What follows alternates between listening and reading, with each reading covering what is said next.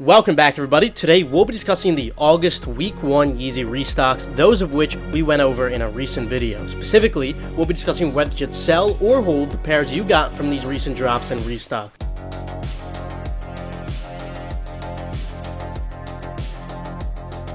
To preface this, if you guys enjoy these types of videos regarding the market, reselling, and even info on how to acquire these limited products, be sure you subscribe and enable post notifications. This way you're always 100% updated. Furthermore, for more urgent updates like shock drops or raffles, Sitelists, etc., follow my Twitter KeithAdam10. This way you're always in the loop 24/7. For early information before shock drops, release guides, and much more, even far beyond sneaker reselling, Endurance always has your back. In fact, just the other day, Endurance had a massive cookout on the CSC Dunk Low. Feel free to check it out with the link in the description below if you're interested in joining. But for those who don't know, Yeezys have been restocking again. These are the leftover pairs from the prior Adidas releases, along with newly released pairs that were supposed to release early but were postponed due to the split up. Considering there were so many pairs, even in this week 1 restock, we're not going to be doing a full detailed analysis on every single one of them. Rather, I'm going to explain my general thoughts, as well as a brief seller hold rating for each of the pairs out of 10,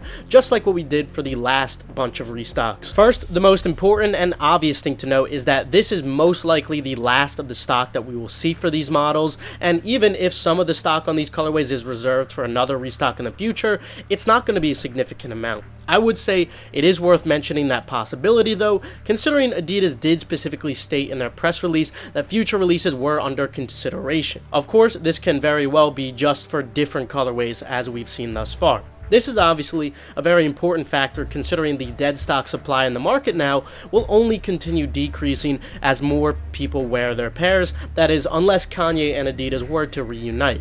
This is a luxury that we don't get to have when it comes to most sneakers holding, considering even Jordan Retros could simply be re-retroed in several years, as we've seen time and time again. With these, we don't have to worry about that. On top of this, just like what we saw on Yeezy Day and the prior large restocks, with a large influx of pairs going into circulation all at once, you could certainly expect a lot of panic selling to occur within the first 20 days. At this point, these are going to be at their very lowest point. Hence, it would be reasonable to expect, just like following Yeezy Day, that the majority of these highly demanded pairs should increase over time in both the near term and especially the long term following the first 3 weeks of falling. However, this does not apply to all of them, as some of them simply will not have sufficient demand to see notable movement. Hence, I am going to give you guys some brief ratings out of 10 for which pairs might be the best options to hold. If you don't want to hold all of them, we'll go in no particular order. Kicking it off, we have the Yeezy Slide Bone. Like the prior slides we discussed,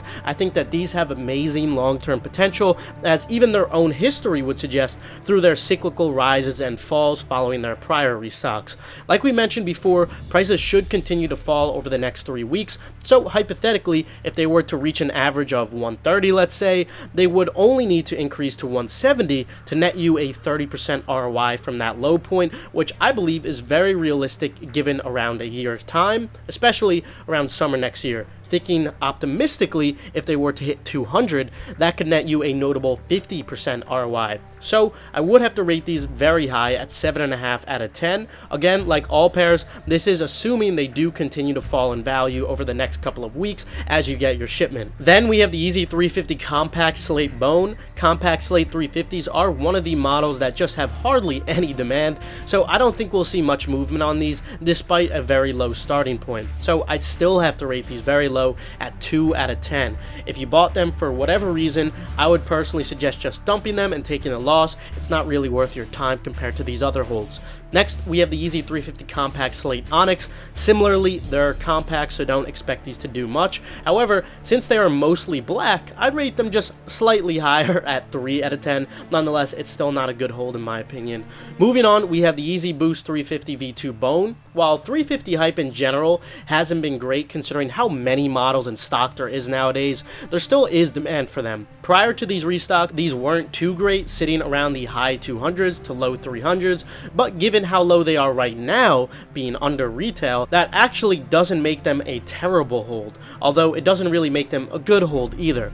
If these were going to get into the upper 200s again, that could allow for a 20 to 25% ROI, which definitely isn't bad.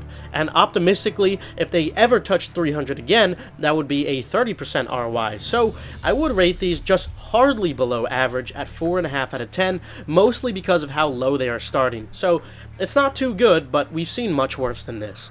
Next, we have the Yeezy 700 Analog. These started seeing a massive drop-off in value when the rumors began of these re-releasing, and now they are even under retail. This is one of the more significant discrepancies in price we've seen, and 700s do carry decent demand overall despite their high price tag. I don't see these ever hitting 500 again, or even the high 400s, but even if they hit 300 again, their old retail, that would allow for a 30% ROI. So with that said, I'd rate these just about average at 5 out of 10.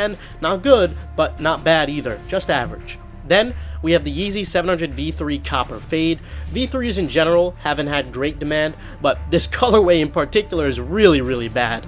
I'd compare the demand for these similar to that of compact Yeezys, so despite them being so low, I really can't be confident that there will be much movement, but at the end of the day, I'd still expect this terrible colorway to do better than compacts would. So with that, I'd rate these just hardly higher than the compacts at 3.5 out of 10, which is still not good. Then we have the Yeezy Foam Runner Carbon. These are very similar to the Onyx foams, which are sitting around 200 right now, having increased from around 160. So if we saw something proportional, perhaps these could increase to 170 within that same period of time, which would get you a 30% ROI pretty quickly. More optimistically, very long term, if they eventually hit the same prices as the Onyx now, they could be a 50% ROI. Overall, similar to the slides, I have pretty solid confidence in long-term demand for foams in general, especially a close to all black pair. With that said, I would rate these above average at 7 out of 10, definitely one of the better holds here, especially since they're starting off so low in value. Then we have the Yeezy 500 Bone White. These are holding up quite well, but again, expect prices to fall a bit. I would expect these to eventually come close to prices of similar colorways, potentially hitting 300 or more. If they were to fall to 245 on average and eventually increase to 300, then that would hypothetically be a 20 to 25% ROI. With that said, these actually are not that great of a hold since they are starting out fairly high in value compared to their upper potential, but they're not bad either. If they were to eventually hit 320 long term, that would then be a 30% ROI. I think they could hit those prices a bit faster than, say, a Yeezy 350 would, so that's worth noting. And with that said, unless they drop much more in value than expected, I've only rated these about a 5 out of 10 hold, which is just about average. And finally, the Yeezy 450 Slide Cream. This is the only colorway of these models that we know of, and they're actually already quite low in value, and may even drop some more as shipments go out.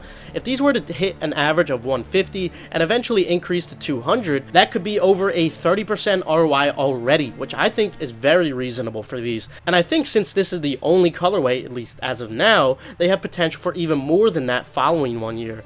With that said, I would rate these very high at 8 out of 10. Definitely a solid hold long term. Anyway, that's all I have for you guys today. Remember, you can now join Endurance with the link in the description below for a limited time if you're looking to prepare for more of these restocks or broaden your horizons as a reseller with more markets outside of just sneakers too. Subscribe to stay 100% updated on Yeezy releases and any other hype sneakers. But with that said, have a fantastic rest of your day, and of course, good luck on any upcoming releases, and congrats if you copped any.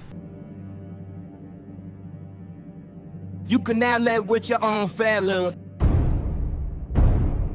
Where did that bring you? Back to me.